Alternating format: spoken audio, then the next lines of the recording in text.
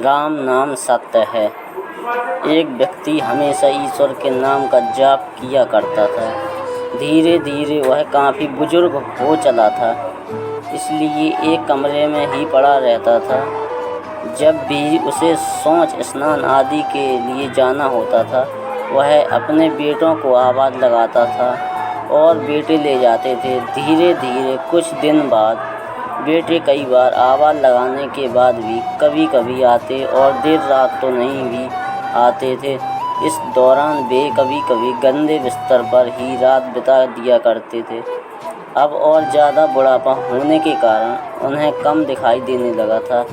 एक दिन रात को निवृत्त होने के लिए जैसे ही उन्होंने आवाज़ लगाई, तुरंत एक लड़का आया और बड़े ही कोमल स्पर्श के साथ उनको निवृत्त करवाकर बिस्तर पर लेटा गया।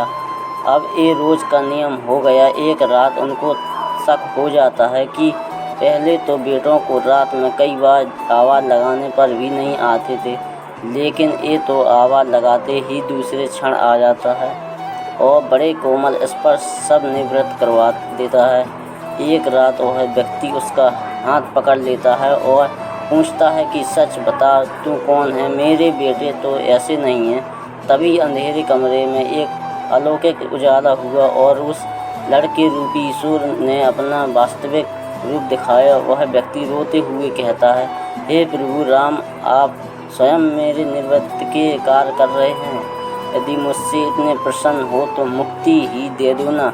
प्रभु कहते हैं कि जो आप भुगत रहे हैं वो आपके प्रभाव हैं। आप मेरे सच्चे साधक हैं, हर समय मेरा राम नाम जप करते हैं, इसलिए मैं आपके प्रारब्ध पर आपकी सच्ची साधना के कारण स्वयं कटवा रहा हूँ। व्यक्ति कहता है कि क्या मेरे प्रतिवर्त आपकी कृपा से भी बड़े हैं? क्या आपको कृपा मेरे प्रारब्ध नहीं काट सकती? प्रभु कहते हैं कि मेरी कृपा सापरार है, ये अवश्य आपके प्रारब्ध काट सकती है, लेकिन फिर अगले जन्म में आपको ये प्रारब्ध भुगतने फिर से आना होगा।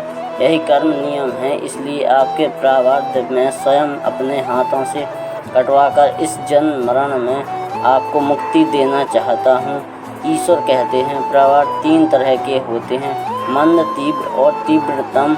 मंद प्रारब्ध मेरा नाम जपने से कट जाते हैं। तीव्र प्रारब्ध किसी सच्चे संत का संग करके श्रद्धा और विश्वास से मेरा नाम जपने पर कट जाते हैं, पर तीव्रतम प्रारब्ध भुगतने ही पड़ते हैं। लेकिन जो हर समय श्रद्धा और विश्वास से मुझे राम नाम जपते हैं